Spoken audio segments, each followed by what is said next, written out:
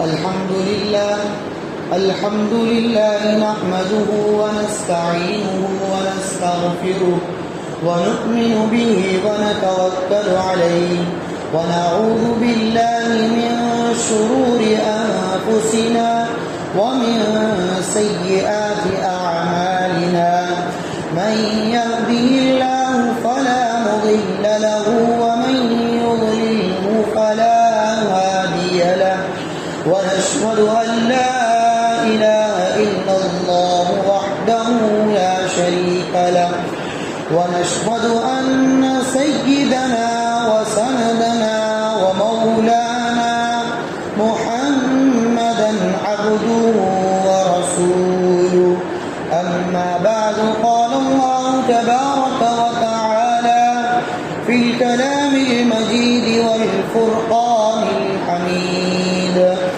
أعوذ بالله من الشيطان الرجيم بسم الله الرحمن الرحيم يا أيها الذين آمنوا إذا نودي للصلاة من يوم الجمعة فاسعوا إلى ذكر الله وذروا البيع ذلكم خير لكم إن كنتم تعلمون صدق الله العلي العظيم اللهم صل وسلم وبارك على سيدنا محمد.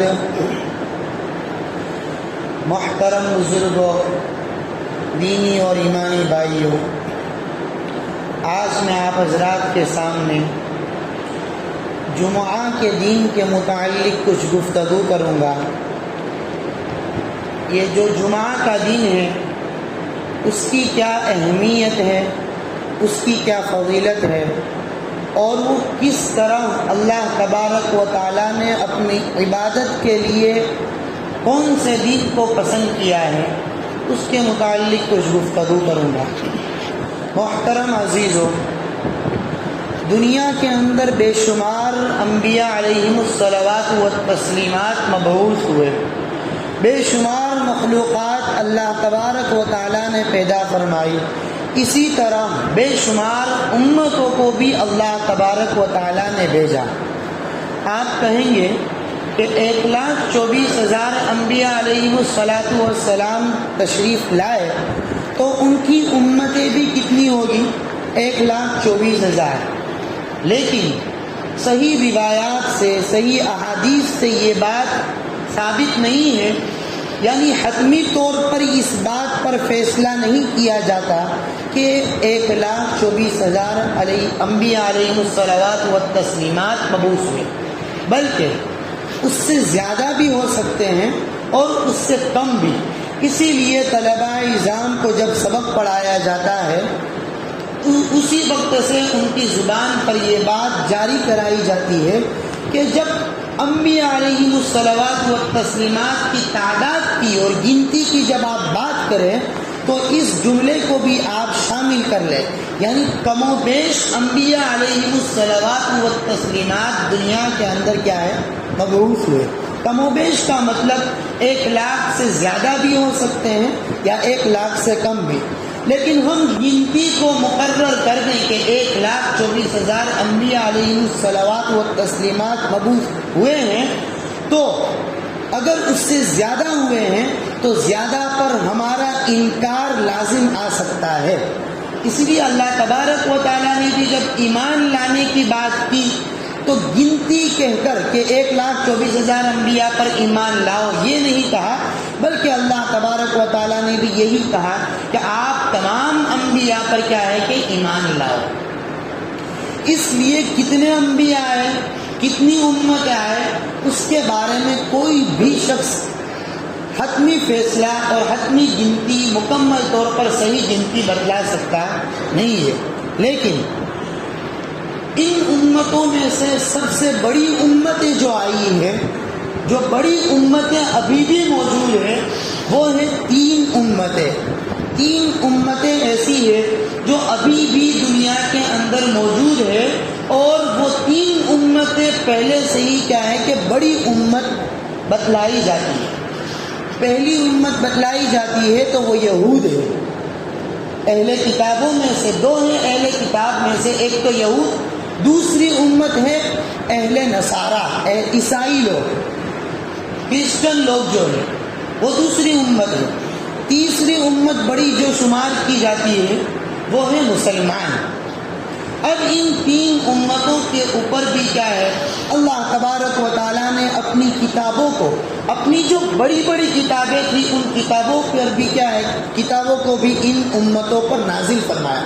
بقیہ جتنی امتیں تھیں ان کو صحیفوں کے ذریعے کیا ہے کہ احکامات کو بدلا دیا گیا، یا نبیوں کو بھیجا تو پچھلی امتوں کی تابعداری کے اوپر بھیجا گیا وغیرہ وغیرہ.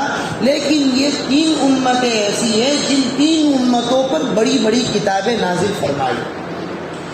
جیسے یہودیوں پر اللہ تبارک و تعالیٰ نے تورات جیسی عظیم اور بڑی کتاب نازل فرمائی، اور زبور حضرت داؤد علیہ السلام پر نازل فرمائی. لیکن زبور کے اندر وہی احکام نازل ہے اور وہی احکام ہے جو تورات کے اندر اللہ تبارک و تعالیٰ نے پہلے سے ہی نازل کر دیے تھے. اب عیسائیوں پر اللہ تبارک و تعالیٰ نے انجیل جیسی ایک کتاب نازل فرمائی. اسی طرح مسلمانوں پر اللہ تبارک و تعالیٰ نے قرآن جیسی ایک عظیم الشان کتاب کو نازل فرمایا. محترم عزیزوں، اب اللہ تبارک و تعالیٰ نے ان امتوں سے اپنی عبادت کے ایک دین کو چاہا کہ ایک ایسا دین تم منتخب کرو، ایک ایسا دین تم کیا ہے کہ پسند کرو جس کے اندر صرف اور صرف ہو تو کیا ہو، میری عبادت ہو. دوسرے دن تو آپ کو عبادت کرنی ہی کرنی ہے، لیکن ایک دن میرے لیے خاص کر لو. تو یہودیوں کا جب وجود ہوا، جب یہود دنیا کے اندر آئے، تورات کو نازل کر دیا گیا، تو اب اللہ تبارک و تعالیٰ نے ان سے کہا کہ تم بھی کیا ہے کہ ان 7 دنوں کے اندر سے اللہ تبارک و تعالیٰ نے جتنے دن بنائے ہیں ان دنوں میں سے ایک دن کو کیا ہے تم منتخب کرو، پسند کرو، جس کے اندر تم اللہ تبارک و تعالیٰ کے علاوہ کوئی دوسرا کام کاج نہیں کرو گے، بلکہ اللہ ہی کی عبادت کے اندر اپنے آپ کو لگائیں. تو ان یہودیوں نے یوم السبت یعنی سنیچر کے دن کو پسند کیا. سنیچر کے دن کو اللہ کے لیے خاص کیا کہ کیا ہے کہ ہم سنیچر کے دن اللہ کی عبادت کے اندر اپنے وقت کو لگائیں گے. اسی وجہ سے آج بھی ہم دیکھنے جائیں، ابھی کے حالات کے اندر بھی دیکھنے جائیں تو ان یہودیوں کے اندر سنیچر کے دن اپنی دکانوں کو کھولنا ممنوع قرار دیا گیا ہے. اپنی دکانوں کو کھولنا سنیچر کے دن منع کر دیا گیا ہے، اس لیے کہ وہ لوگ بھی جانتے ہیں کہ سنیچر کا دن گویا ہمارے لیے عبادت کا ایک دن ہے، اس لیے وہ سنیچر کے دن اپنی دکانوں کو بند کر دیا کرتے ہیں. اب اللہ تبارک و تعالیٰ نے ان سے عرض کر دیا کہ تمہیں جمعہ کے غروب سے لے کر سنیچر کے غروب تک تمہیں صرف اور صرف اللہ کی عبادت کرنی ہے، اس کے علاوہ اور کوئی کام کاج میں نہیں لگنا ہے. اب آخرکار انہوں نے اللہ تبارک و تعالیٰ کے اس حکم کو مان کر عبادت کے اندر اپنا وقت لگایا. لیکن جیسے وہ لوگ آگے چلتے گئے تو اس اللہ تبارک و تعالیٰ کے حکم کے اندر نافرمان کرتے چلے گئے، حیلہ بہانے کرتے گئے اور اللہ کے اس حکم کی توہین کرتے گئے. کیسے؟ ان لوگوں کا پیشہ تھا مچھلیاں وغیرہ پکڑنے کا، ان کا کاروبار تھا کہ سمندر سے مچھلیوں کو پکڑتے تھے اور اس کو فروخت کرتے تھے. اکثر لوگوں کا یہی پیشہ تھا. اب ان کے لیے سنیچر کے دن عبادت کرنا مشکل گزرا، کیونکہ اس دن ان کو عبادت کے اندر اپنا وقت نکالنا ہے، تو پورا دن وہ کیا کریں گے؟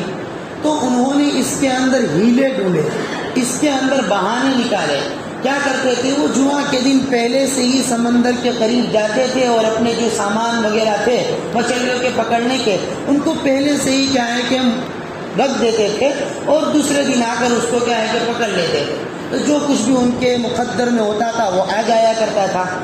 اب انہوں نے اللہ تبارک و تعالیٰ کے ساتھ مکر و فریب کیا، یہاں تک کہ اللہ تبارک و تعالیٰ کے اس حکم میں جب آگے بڑھتے گئے تو جب اللہ نے اس کو برداشت نہیں کیا تو اللہ تعالیٰ نے ان کے اوپر ایک عذاب نازل کیا۔ کیسا عذاب؟ وہ عذاب قرآن بھی گواہی دے رہا ہے، قرآن بھی ان کے اس عذاب کو بیان کر رہا ہے، قرآن بھی ان کے اس عذاب کا شاہد رہا ہے۔ فرماتے ہیں کہ کونوا قردۃ خاسئین، کہ اللہ تبارک و تعالیٰ کے اس حکم کی توہین کی بنا پر، اللہ تعالیٰ کے اس حکم کی نافرمانی کی بنا پر اللہ تعالیٰ نے ان کو ذلیل بندر بنا دیا۔ صرف بندر نہیں بنایا بلکہ اللہ تعالیٰ نے کونوا قردۃ خاسئین، اب ذلیل بندر اللہ تبارک و تعالیٰ نے سارے لوگوں کو بنا دیا۔ یہ اللہ تعالیٰ نے ان پر ایک عذاب نازل کیا۔ میرے پیارے عزیزو، ہمیں بھی سوچنے کی ضرورت ہے، ہم بھی اللہ تعالیٰ کے کتنے حکموں کو بجا لاتے اور کتنے ایسے حکم ہیں جن کو ہم کھلے عام اللہ تبارک و تعالیٰ کے حکم کو توڑ رہے ہیں، گویا ہم اللہ تبارک و تعالیٰ کے سامنے بغاوت کر رہے ہیں۔ اذان کا وقت ہو رہا ہے، اذان ہو رہی ہے، جماعت شروع ہے، نماز شروع ہے اور ہم مسجد سے گزر رہے ہیں، لیکن ہمیں نماز پڑھنے کی توفیق نہیں مل رہی۔ یہاں تک ہمارا حال ہے کہ جماعت ہو رہی ہے، ہم دیکھ رہے ہیں کہ سامنے مسجد ہے، پھر بھی ہم باہر بیٹھے بیٹھے اپنے وقت کو بیکار کے اندر ضائع کر رہے ہیں، اپنے وقت کو فضولیات میں، اپنے وقت کو لغویات کے اندر صرف کر رہے ہیں۔ یہ ہمارا حال ہے۔ اسی طرح رمضان میں دیکھا جائے، رمضان جیسا عظیم الشان مہینہ اللہ تعالیٰ نے اس امت کو دیا ہے، اس امت کو دیا ہے، اس مہینے کے اندر بھی ہم اللہ تعالیٰ سے بغاوت کر رہے ہیں۔ کیسی بغاوت؟ اللہ تعالیٰ سے کھلم کھلی بغاوت کر رہے ہیں کہ ہم لوگوں کے درمیان روزہ نہ رکھ کر کھانا وغیرہ نہ کھا رہے ہیں۔ اللہ حالانکہ کھلم کھلا اگر کسی مجبوری سے روزہ رکھنا نہیں ہے، پھر بھی کھلم کھلا کھانا بے حیائی ہے، شرم کی بات ہے۔ لیکن آج ہمارا معاشرہ اتنا گر چکا ہے کہ آج ہمیں اللہ کے حکم کا ذرہ برابر بھی پاس و لحاظ نہیں رہا۔ بہرحال اللہ تعالیٰ نے اس قوم پر اس طرح کا عذاب نازل کیا۔ اب عیسائیوں کا جب وجود ہوا، نصارہ کا جب وجود ہوا، تو اللہ تبارک و تعالیٰ نے انہیں بھی کہا کہ تم بھی کیا ہے کہ میری عبادت کے لیے ایک دن کو مقرر کرو۔ اب ان یہودیوں نے بھی اپنے اللہ کی عبادت کے لیے اتوار کے دن کو یعنی سنڈے کے دن کو کیا ہے کہ منتخب کیا۔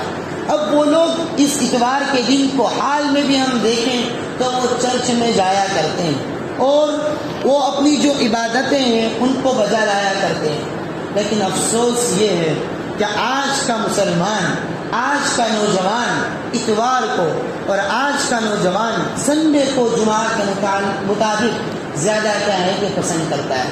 آج کا نوجوان سنڈے کو زیادہ کیا ہے کہ اہمیت دیتا ہے۔ اللہ تعالیٰ ہماری حفاظت فرمائے۔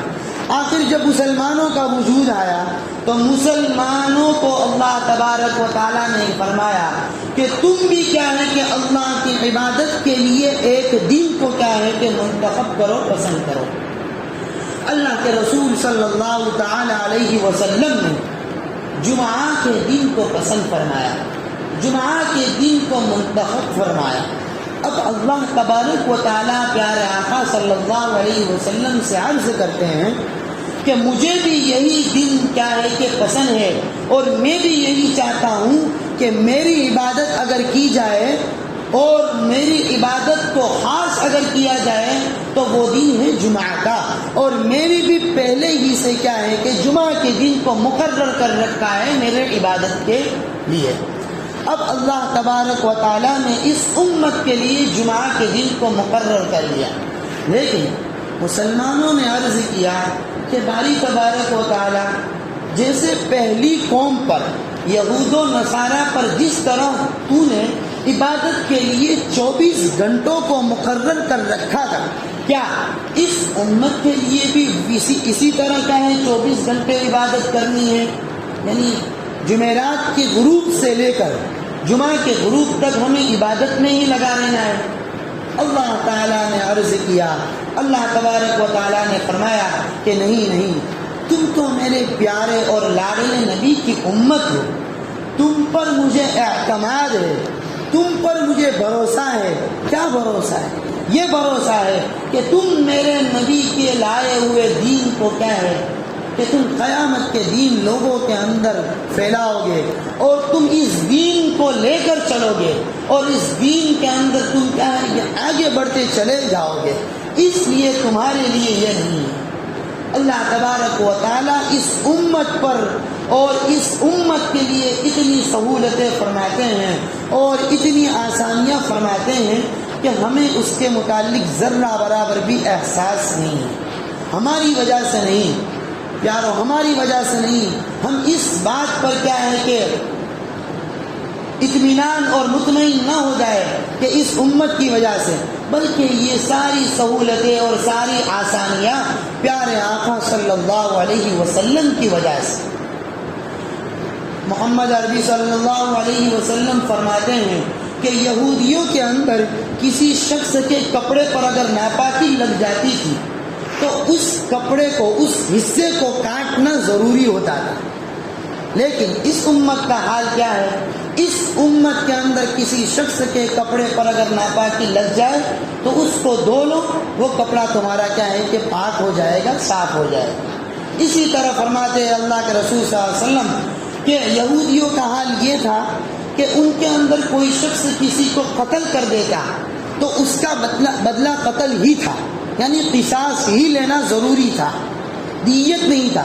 یعنی دیت مطلب اس کے بدلے میں کوئی مقررہ رقم دے دے گئے، یا جو چیز دیت مطلب مقرر کی ہو، اونٹ وغیرہ ہوتے ہیں دیت کے اندر، مال ہوتا ہے، درہم دنانیر ہوتے ہیں، وہ نہیں تھا، بلکہ یہودیوں کے اندر سختی تھی۔ کیا سختی تھی؟ کوئی قتل کر دے تو اس کے بدلے میں اس کو قتل کر دو۔ اسی طرح عیسائیوں کے اندر یہ تھا کہ کوئی قتل کر دے تو اس کے بدلے میں دیت دے دو، کچھ رقم دے دو، جو کچھ دیت مقرر ہو دے دو، تمہارا معاملہ حل ہو گیا۔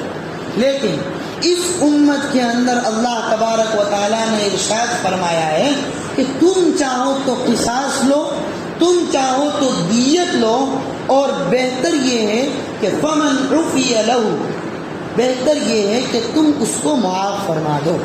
یہ اس امت کے لیے تین کام اللہ تبارک و تعالیٰ نے فرما دیے، یعنی معتدل امت یہ ہے، درمیانی امت یہ ہے، نہ موسیٰ والی امت ہے نہ عیسیٰ والی امت ہے، بلکہ یہ تو محمد عربی صلی اللہ علیہ وسلم والی امت ہے۔ اس لیے اس امت کے لیے بہت ساری سہولیات رکھی ہیں۔ فرماتے ہیں کہ پچھلی امتوں کو اگر نمازیں پڑھنی ہوتی تھی تو وہ مسجدوں میں ہی پڑھ سکتے تھے، مسجد کے علاوہ ان کی نماز ہوتی ہی نہیں تھی، لیکن اس امت کے لیے اللہ تبارک و تعالیٰ نے ساری زمین کو مسجد قرار دیا گیا ہے، مسجد بنا دیا گیا ہے، جہاں تم چاہو نماز پڑھ سکتے ہو، تم سفر میں ہو، پلین میں ہو، ٹرین میں ہو، کہیں پر بھی ہو، تم چاہے نماز ادا کر سکتے ہو۔ یہاں تک فرمایا کہ اگر ناپاک پوری جگہ ناپاک ہے اور اتنی جگہ ہے کہ تم وہاں پر سجدہ کر سکتے ہو، کھڑے رہ سکتے ہو، اتنی جگہ پاک ہے تو وہاں پر بھی تم نماز پڑھو، تمہاری اس نماز کو بھی اللہ تبارک و تعالیٰ قبول فرما لے۔ یہ ہے سہولیات۔ اس کے علاوہ ایک واقعہ نقل کیا جاتا ہے کہ آپ صلی اللہ علیہ وسلم اور صحابہ کرام رضوان اللہ تعالی علیہم اجمعین ایک سفر سے واپس ہو رہے تھے، رات کا وقت تھا، آپ صلی اللہ علیہ وسلم کے ساتھ ابو بکر صدیق بھی تھے اور اپنی لاڈلی بیوی حضرت عائشہ صدیقہ رضی اللہ تعالی عنہا بھی موجود تھی۔ آپ نے قیام کرنے کا حکم دیا کہ آرام کرتے ہیں، صبح نکلیں گے۔ اب ہوا یہ کہ آپ تمام حضرات نے قیام کیا. جب صبح نکلنے کی باری آئی، صبح یعنی فجر سے پہلے کا وقت جو ہوتا ہے وہ صبح تھا، اس وقت جب نکلنے کی باری آئی تو حضرت عائشہ صدیقہ رضی اللہ تعالی عنہا نے کہا کہ میرا جو ہار تھا وہ گم ہو گیا. اللہ کے رسول سے جب یہ بات بتلائی گئی تو آپ صلی اللہ علیہ وسلم نے ارشاد فرمایا اور حکم دیا کہ اس کو تلاش کرو اور اس کو ڈھونڈو. اب اس کو تلاش کرتے کرتے فجر کا وقت نکلتا چلا جا رہا ہے. صحابہ کرام رضوان اللہ تعالی علیہم اجمعین ڈر رہے ہیں کہ کہیں ایسا نہ ہو کہ ہماری نماز فجر کیا ہے کہ قضا ہو جائے. یہاں تک کہ صحابہ کرام حضرت ابو بکر صدیق رضی اللہ تعالیٰ عنہ کو برا بھلا کہہ رہے ہیں کہ تیری بیٹی کی وجہ سے ہماری نماز کا خطرہ ہے. اب ابو بکر یہاں پر غصے میں آئے. اب وہاں سے نکلے اور کہاں گئے؟ آپ صلی اللہ علیہ وسلم کے خیمے میں، اس لیے کہ حضرت عائشہ صدیقہ رضی اللہ تعالیٰ عنہ وہاں پر ہی تھی. اب ابو بکر صدیق رضی اللہ تعالیٰ عنہ وہاں گئے. حضرت عائشہ خود فرماتی ہے، بخاری شریف کی روایت ہے، فرماتی ہیں کہ میں اپنے خیمے کے اندر بیٹھی ہوئی تھی اور میری ران پر آپ صلی اللہ علیہ وسلم کا سر مبارک تھا، آپ آرام فرما رہے ہیں. میں نے دیکھا کہ ابا جان آئے اور میں ان کے ہاؤ بھاؤ سے جان چکی تھی کہ آپ کیا ہے کہ غصے کے اندر. حضرت ابو بکر صدیق نے دھیرے دھیرے سے اس بات کا خیال رکھتے ہوئے کہ کہیں آقا کی نیند کیا ہے کہ خراب نہ ہو، دھیرے دھیرے سے حضرت عائشہ صدیقہ کو ڈانٹ ڈپٹ کیا، برا بھلا بھی کہا، جو کرنا تھا کیا. یہاں تک کہ آپ قریب آ گئے اور بخاری میں روایت ہے کہ آپ رضی اللہ تعالیٰ عنہ نے حضرت عائشہ صدیقہ کو چوٹی وغیرہ لگائی. مار تو نہیں سکتے تھے، مارتے تو آقا کی نیند خراب ہو جاتی تھی، لیکن انہوں نے دھیرے دھیرے سے کیا ہے کہ چوٹی لگانا شروع کر. لیکن آقا حضرت آپ صلی اللہ علیہ وسلم کیا ہے کہ بیدار ہو گئے. آپ صلی اللہ علیہ وسلم نے ابو بکر سے عرض کیا، کیا ماجرا ہے ابو بکر؟ آپ رضی اللہ تعالیٰ عنہ نے عرض کیا کہ ان کے ہار ڈھونڈنے کی وجہ سے ہمارے نماز فجر کا وقت چلا جا رہا ہے، کہیں ایسا نہ ہو کہ ہماری نماز فجر کیا ہے کہ قضا ہو جائے. آپ صلی اللہ علیہ وسلم نے اطمینان سے ابو بکر کو کہا کہ لا تحزن، آپ فکر نہ کریں، آپ غم نہ کریں، اللہ تبارک و تعالیٰ کیا ہے کہ ہمارا یہ مسئلہ جو ہے اس کو یقیناً حل فرما دے گا. ہوا یہ کہ آپ صلی اللہ علیہ وسلم کو وحی کے آثار نظر آئے تو آپ صلی اللہ علیہ وسلم نے اپنی چادر کو لپیٹ لیا اور وہاں پر ہی آپ صلی اللہ علیہ وسلم لیٹ گئے. اب لیٹنے کے بعد آپ صلی اللہ علیہ وسلم جب کھڑے ہوئے تو مسکرا رہے تھے تو آپ صلی اللہ علیہ وسلم کو ابو بکر نے عرض کیا کہ یا رسول اللہ، کیا حقیقت ہے آپ کا چہرہ خوش ہے؟ آپ صلی اللہ علیہ وسلم نے کہا کہ تیری اس بیٹی کی وجہ سے آنے والی ساری امت کے مسئلے کو اللہ تبارک و تعالیٰ نے حل کر دیا. کیا فرمایا کہ ابھی میرے پاس وحی نازل ہوئی کہ فَإِن لَّمْ تَجِدُوا مَاءً فَتَيَمَّمُوا صَعِيدًا طَيِّبًا فَامْسَحُوا بِوُجُوهِكُمْ وَأَيْدِيكُمْ، کہ جب تم کو پانی نہ ملے، کسی جگہ پر تم کو پانی نہ ملے تو تم کیا کرو، پاک مٹی سے جتنے بھی وضو کرنے کے فرائض ہیں ان کو مل لو مٹی سے، یعنی تیمم کر لو. تیمم کر لو گے تمہارا وضو ہو جائے گا.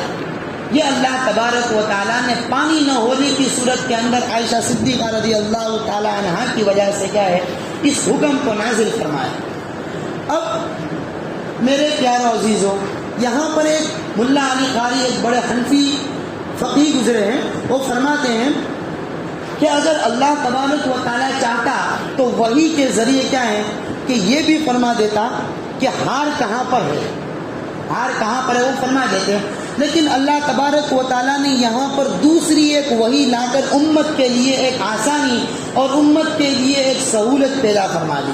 لوگوں نے تیمم بھی کیا، تیمم کرنے کے بعد کیا ہے نماز بھی ادا کی.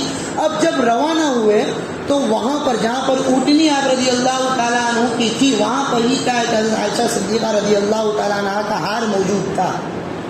اب ملا علی قاری یہاں پر فرماتے ہیں کہ اگر اللہ تبارک و تعالیٰ چاہتا تو فرما دیتا کہ وہاں سے اونٹنی کو اٹھاؤ اور وہاں سے ہار کو لو اور کیا ہے کہ آگے بڑھو، جہاں پانی ہے وہاں جلدی جاؤ اور نماز فجر کو کیا ہے کہ ادا کرو. لیکن اللہ تبارک و تعالیٰ نے یہ نہیں فرمایا، بلکہ ایک نئے حکم کو اور امت کے لیے آسانی کے لیے تیمم کے حکم کو نازل فرمایا. اس لیے پیارے عزیزوں، اس امت کے لیے بہت ساری سہولیات اللہ تبارک و تعالیٰ نے پیدا فرمائی ہے. اصل بات مجھے آج جمعہ کے دن کے متعلق فرمانی تھی. جمعہ کا دن جو ہے وہ ایسا مبارک دن ہے کہ اس دن کے اندر سیدنا آدم علیہ السلام کو کیا ہے کہ پیدا فرمایا. اسی دن حضرت آدم علیہ السلام کو جنت میں بھی داخل کیا گیا اور اسی دن جنت سے نکالا بھی گیا. نکالنا بھی ایک فضیلت ہے، جنت سے نکالنا بھی ایک فضیلت رکھتا ہے. کیوں جنت سے ہمیں ان کو نکالا، تب جا کر ہم کیا ہے کہ محمد عربی صلی اللہ علیہ وسلم کی امتی بنے. اس اعتبار سے فرماتے ہیں کہ ان کا نکالنا بھی ایک فضیلت سے خالی نہیں ہے. فرماتے ہیں کہ اسی دن ولا تقوم الساعة الا یوم الجمعہ، کہ جمعہ ہی کے دن اللہ تبارک و تعالیٰ قیامت کو لائے گا اور قیامت جمعہ ہی کے دن قائم ہوگی. اب آگے فرماتے ہیں کہ اس امت کے لیے جو آخر کے اندر آئی ہے، اس امت کے لیے بہت ساری سہولیات رکھی ہے. جمعہ کے دن کے فضیلتیں الگ الگ رکھی ہے کہ اس دن کے اندر درودوں کی جتنی کثرت کی جائے گی اللہ تبارک و تعالیٰ اتنے گناہوں کو معاف فرماتا رہے گا. اس دن کے اندر تم سورہ کہف کی تلاوت کرو گے تو اللہ تبارک و تعالیٰ تمہیں دجال کے فتنے سے محفوظ رکھے گا. بہت ساری احادیث وارد ہوئی ہے. اس کے علاوہ اس دن کے اندر مبارک گھڑیاں بھی موجود ہے، مبارک ساعت بھی موجود ہے، جس گھڑی کے اندر اور جس ساعت کے اندر بندے کی دعا کو رد نہیں کیا جاتا، بلکہ اس گھڑی کے اندر بندے کی دعا کو قبول کیا جاتا. لیکن کون سی گھڑی ہے اس کو متعین نہیں کیا. جیسے شب قدر کے متعلق شب قدر کب ہے اس کو بھی مخفی رکھا، بتلا نہیں دیا. اگر بتلا بھی دیا جاتا تو یہ ظالم بندہ کیا ہے اس رات کے دن عبادت کرتا اور پورے سال کیا ہے کہ اپنے وقت کو کیا ہے کہ گناہوں کے اندر لگاتا، اللہ تبارک و تعالیٰ کی نافرمانیوں میں لگاتا. اللہ تبارک و تعالیٰ کی جو مصلحت رہی ہو، لیکن اللہ تعالیٰ نے جس طرح شب قدر کو مخفی رکھا ہے، چھپا کر رکھا ہے، اسی طرح اللہ تبارک و تعالیٰ نے اس جمعہ کے دن بھی قبولیت کی جو گھڑی ہے اس کو بھی مخفی رکھا ہے. لیکن حضرت محمد ابن ادریس شافعی رحمہ اللہ، امام شافعی سے مشہور ہے، ان کا قول ہے کہ کچھ گھڑیاں ایسی ہیں جن کے اندر بندے کی دعا کو قبول کیا جاتا ہے. کون سی گھڑی ہے؟ فرماتے ہیں کہ جمعہ کی اذان سے لے کر جمعہ کی نماز کے درمیان کا جو وقت ہے اس وقت ایک گھڑی آتی ہے، ایک چھوٹی سی گھڑی آتی ہے. اس گھڑی کے اندر بندے کی دعاؤں کو قبول کیا جاتا ہے، اس کو رد نہیں کیا جاتا. اس کے اندر بھی الگ الگ اقوال ہے. کوئی فرماتے ہیں کہ جب امام خطیب جب خطبے کے لیے کھڑا ہو وہ وقت قبول کا ہے. بعض فرماتے ہیں دو خطبے کے درمیان کا جو وقت ہے وہ وقت قبولیت کا ہے. بعض فرماتے ہیں کہ جب خطیب خطبہ دے کر مصلی پر نماز کے لیے آئے وہ وقت قبولیت کا ہے. الگ الگ رائے ہے. اللہ تبارک و تعالی ہمیں اس گھڑی کو نصیب فرمائے اور ہمیں اس گھڑی کو کیا ہے کہ بیکار میں نہیں جانے دینا چاہیے، بلکہ اپنے آپ کو جمعہ کے دن جلد از جلد مسجد میں لانے کی فکر کرنی چاہیے. اسی طرح حضرت امام ابو حنیفہ رضی اللہ تعالیٰ عنہ کا قول یہ ہے کہ نماز عصر کے بعد سے لے کر غروب تک یعنی مغرب تک کا جو وقت ہے، عصر کے بعد سے لے کر مغرب تک کا وقت وہ بھی قبولیت کا وقت ہے. اس وقت بھی کیا ہے کہ ہم اپنے آپ کو عبادت میں لگائے، اپنے آپ کو ذکر و اذکار میں لگائے. اب میں نے جو قرآن کریم کی پہلے آیت پڑھی تھی، اللہ تبارک و تعالیٰ نے خود اس نماز کے متعلق اور اس عبادت کے ٹائم کو اور اس عبادت کے وقت کو بیان فرما دیا. اللہ تعالیٰ نے فرما دیا اذا نودی للصلاۃ من یوم الجمعہ، کہ جمعہ کے دن جب اذان دی جائے تو تم کیا ہے کہ مسجد کی طرف نکلو. فاسعوا الی ذکر اللہ وذروا البیع، اور تم اس وقت کیا ہے کہ فروخت کرنے کو، بیچنے کو کیا ہے چھوڑ دو. اللہ تبارک و تعالیٰ نے یہاں پر کیا ہے خرید و فروخت دونوں کو نہیں کہا، یعنی لینا اور دینا دونوں کو نہیں، بلکہ بیچنے کو ہی کہہ دیا کہ دکانیں بند ہو جائیں گی تو لینے والا آئے گا نہیں، اس لیے دکانیں ہی بند کر دو تو کیا ہے کہ لینے والا آئے گا نہیں. اس لیے اس وقت جب نماز جمعہ کی اذان دی جائے اس وقت اپنی دکان کو بند کر نماز جمعہ کے لیے چلے جاؤ۔ آگے اللہ تبارک و تعالیٰ فرماتے ہیں کہ فَإِذَا قُضِيَتِ الصَّلَاةُ فَانتَشِرُوا فِي الْأَرْضِ، کہ اب نماز کا وقت، تمہاری عبادت کا وقت کتنا ہے؟ تو فرماتے ہیں کہ نماز اذان سے لے کر نماز کے ختمہ تک، اب نماز کے ختمہ کے بعد تم تسبیح لے کر مغرب تک نہ بیٹھو، بلکہ خود فرماتے ہیں کہ فَإِذَا قُضِيَتِ الصَّلَاةُ، جب نماز ختم ہو جائے، فَانتَشِرُوا فِي الْأَرْضِ، تم اپنے کاروبار میں، تم اپنے کام کاج کے اندر، تم اپنی تجارت کے اندر لگ جاؤ۔ اللہ تبارک و تعالیٰ نے اس امت کے لیے جو جمعہ کا دن منتخب کیا ہے اس کے اندر بھی عبادت کا مختصر وقت رکھا ہے، آدھے گھنٹے کا وقت رکھا ہے۔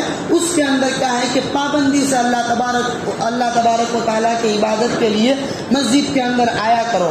اللہ تبارک و تعالیٰ اس امت سے کام کم لیتا ہے اور دیتا زیادہ ہے۔